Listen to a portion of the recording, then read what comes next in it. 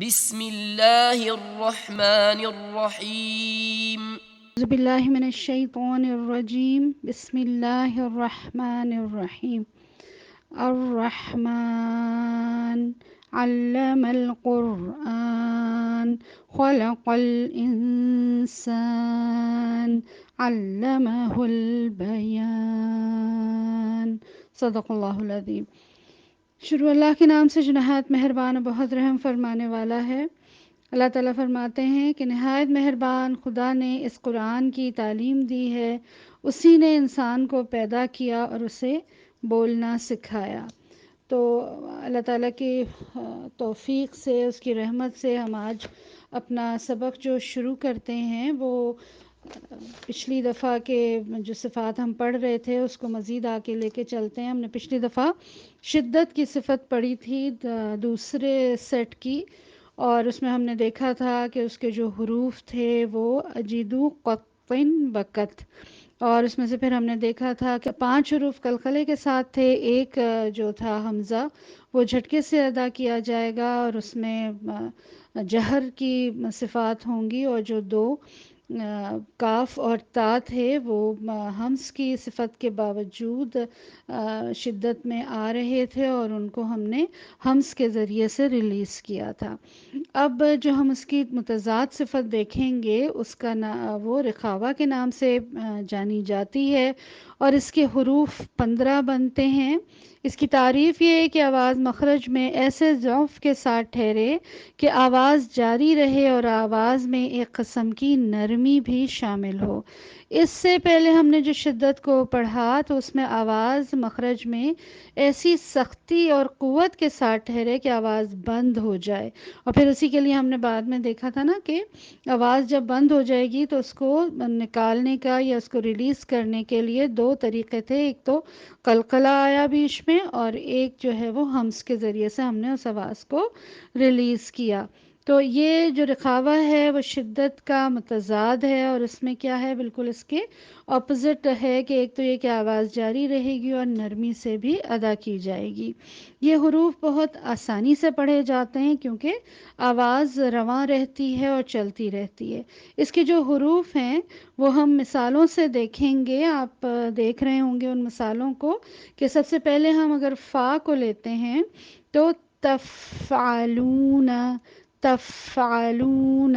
اگر اس کی آواز کو کاٹ دیا جائے تفعلون تو یہ غلط ہے. اسی طرح سے ہا احسن، احسن، بعثنا، اہدی، اہدی، تشکرون، تشکرون، اصدق، اصدق، بسم اللہ، اخرج. آواز چلتی بھی ہے، نرمی سے بھی ادا ہوتی ہے اور نکالنے میں بہت سہولت ہے. حالانکہ جو ساکن حروف ہوتے ہیں وہ ذرا مشکل سے نکلتے ہیں لیکن یہ بہت آسانی سے ادا ہوتے ہیں. اس کے بعد اظلم، اظلم، استغفر، استغفر. غین بھی آرام سے اور رواں نکلتا ہے. اذهبوا، اذهبوا. ذال. اور تصیفون، یہ واو مدیہ بھی ہے لیکن چونکہ درمیان میں آیا ہے تو اس کو ہم کھینچیں گے نہیں، صرف 2 حرکات واو کو ظاہر کرنے کے لیے.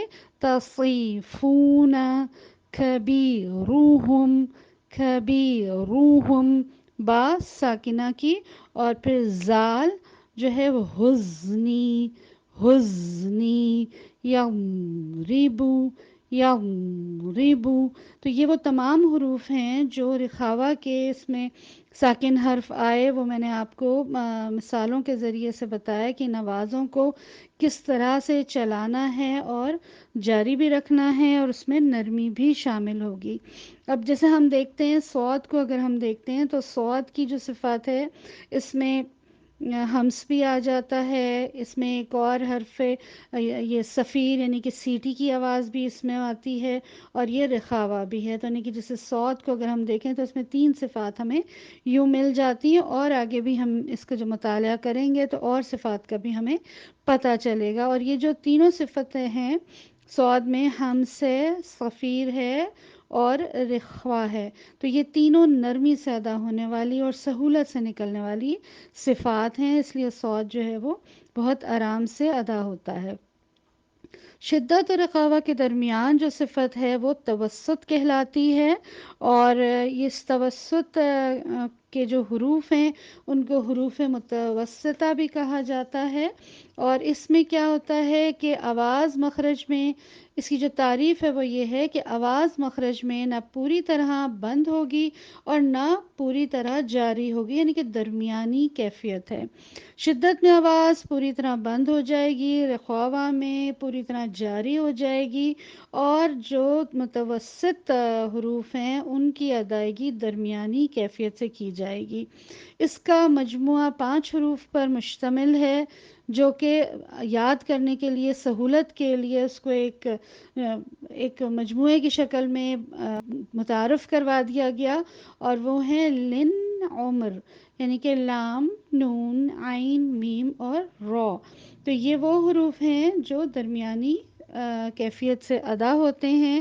اس کی اگر ہم مثال دیکھیں سب سے پہلے لام کی، کہ لام جو ہے اگر ہم اس کو حمزہ کے ساتھ لگا کے پڑھیں تو لام میں آواز نہ پوری طرح جاری ہوگی اور نہ بالکل کٹے گی. جھٹکے سے بھی ادا نہیں کیا جائے گا، جیسے اگر پڑھا جائے نا ال، یہ کیا ہوا، یہ قلقلہ شامل ہو گیا جو کہ غلط ہے. اس کو ادا کرنے کے لیے جو زبان کا کنارہ ہے وہ اوپر جا کے جب لگتا ہے مسوڑوں سے، اس کی زبان کی گولائی، تو لام ادا ہوتا ہے، لیکن آواز ایک طرف سے تو بند ہوتی ہے لیکن سائیڈوں سے وہ آواز جاری رہتی ہے. اس لیے میں کو جھٹکے سے ادا نہیں کرنا، اپنی زبان کو اوپر کے مسوڑوں میں پورا فکس کر دینا، پورا بٹھا دینا، تاکہ لام جو ہے وہ اچھی طرح سے ادا ہو اور اس کی صفت بھی آ جائے. اگر لگا کے ایک دم سے چھوڑیں گے تو وہ قلقلے کی کیفیت آ جائے گی اور جھٹکے کی کیفیت آ جائے گی، جو کہ غلط ہے. اس لیے اس کو شدت اور رخاوہ کے درمیان اس کی صفت ہے، توسط ہے. تو اس کا لفظ دیکھیں، الحمد، الحمد، یعنی کہ زبان جب پوری طرح بیٹھ جائے پھر اس کو نیچے کرنا ہے، اور اگر ایسا نہ کیا جائے تو پھر یہ اس کی صفت پوری نہیں ہونے کی وجہ سے یہ لام کی ادائیگی مکمل نہیں ہوگی. لام کا جیسے میں نے بتایا کہ مخرج یہ ہے نا کہ زبان کی نوک کا سامنے کی جو ہاف سرکل بنتا ہے وہ اوپر کے مسوڑوں میں جا کے فکس ہو جاتا ہے تو لام ادا ہوتا ہے. تو مسوڑوں کے ساتھ ساتھ جب زبان اگر لگ کے فوراً ہٹا لی جائے گی تو وہ جھٹکا ہوگا. اس کو زبان کو اس طرح سے لگانا کہ آواز نکلے اور وہ سائیڈوں سے باہر آئے آواز. تو اس میں جلدی کرنے سے اجتناب کرنا چاہیے. اور اس کے بعد جب ہمارے 2 حروف آتے ہیں نون اور میم کے، اس کو ہم ایک ہی لفظ میں دیکھتے ہیں، انعمت، انعمت. اب یہ نون اور میم ہم جانتے ہیں کہ غنے کی صفات ہے. اس میں غنہ اس میں ان حروف میں دائمی ہوتا ہے، اور ہم نے جب غنے کے وہ لیے تھے مدارج لیے تھے تو ہم نے دیکھا تھا کہ چاہے وہ ساکن بھی کیوں نہ ہو اس میں ہلکا سا غنہ موجود ہوتا ہے.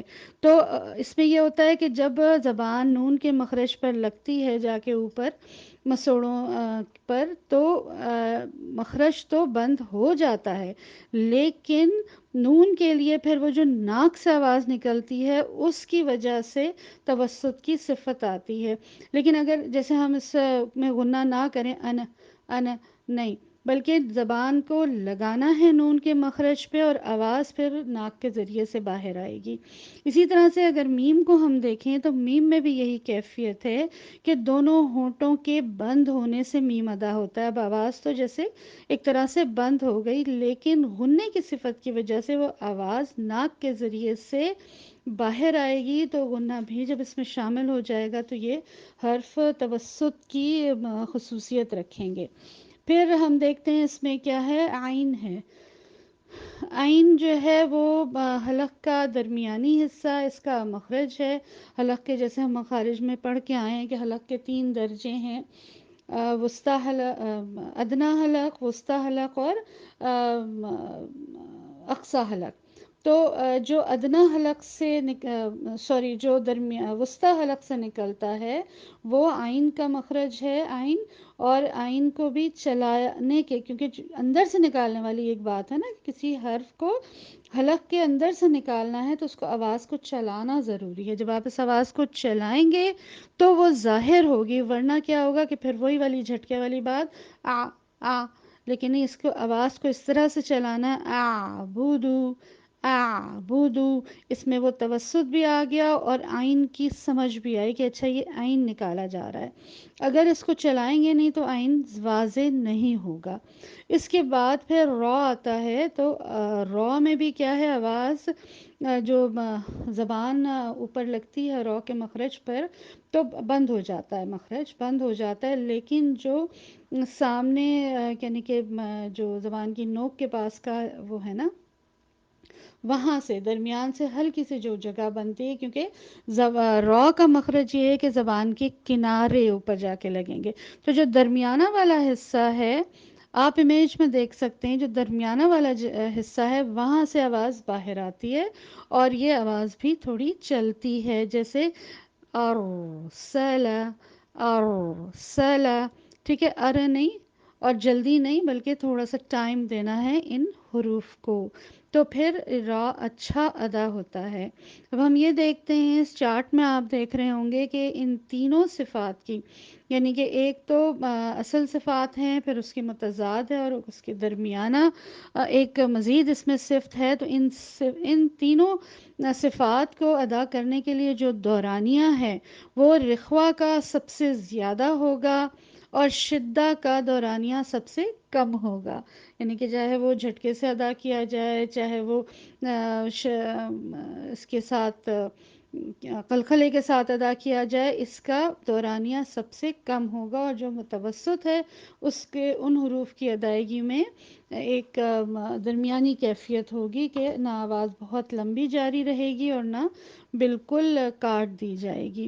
اللہ سے بہت زیادہ امید ہے کہ اس لیکچر میں جو کہ صفات کے ہم لے رہے ہیں، آپ لوگوں کو بات پوری سمجھ آ رہی ہوگی اور آپ ان حروف کو اس طرح سے ادا کرنے کی بھی کوشش کر رہے ہوں گے کہ تمام صفات بھی آہستہ آہستہ ان کو شامل کریں. یہ جو مجموعے آپ کو بتائے جا رہے ہیں ان کو یاد کریں اور ان کی خاصیت سمجھیں. اور بہت سارے جو صفات ہیں وہ تو آواز مطلب ان کے ناموں سے ہی سمجھ آ جاتا ہے، کہ جیسے جہر ہے یا شدت ہے یا رخاوہ ہے یا ہمس ہے، یہ اس سے خود بخود سمجھ آ جاتا ہے کہ اس میں کیا ہوگا. لیکن ایک حرف میں تمام صفات کو اکٹھا کرنا بھی ضروری ہے، اور ان حروف کے مجموعے کو ضرور یاد کریں. اور اللہ تعالیٰ ہمارے لیے آسان کر لے. ربی یسر ولا تعسر وتمم بالخیر وبک نستعین. اللہ تعالیٰ ہم سب سے اس کو قبول فرما لے اور آسان کر لے. آخر میں ایک حدیث ترمذی اور دارمی کی آپ کے سامنے رکھتی ہوں کہ حضرت عبداللہ بن مسعود رضی اللہ عنہ روایت کرتے ہیں کہ رسول اللہ صلی اللہ علیہ وسلم نے ارشاد فرمایا کہ جو شخص کتاب اللہ کا ایک حرف پڑھتا ہے اس کے بدلے میں اس کی ایک نیکی شمار ہوتی ہے. اور قرآن میں یہ اصول بیان کیا گیا ہے کہ ہر نیکی کے بدلے میں 10 گنا اجر ہے. میں یہ نہیں کہہ رہا ہوں کہ الف لام میم ایک حرف ہے، نہیں، بلکہ الف ایک حرف ہے، لام ایک حرف ہے اور میم ایک حرف ہے. اللہ تعالیٰ ہم سے اس علم کو قبول فرما لے. اللہ تعالیٰ آپ سب کا حامی و ناصر ہو. السلام علیکم ورحمۃ اللہ وبرکاتہ.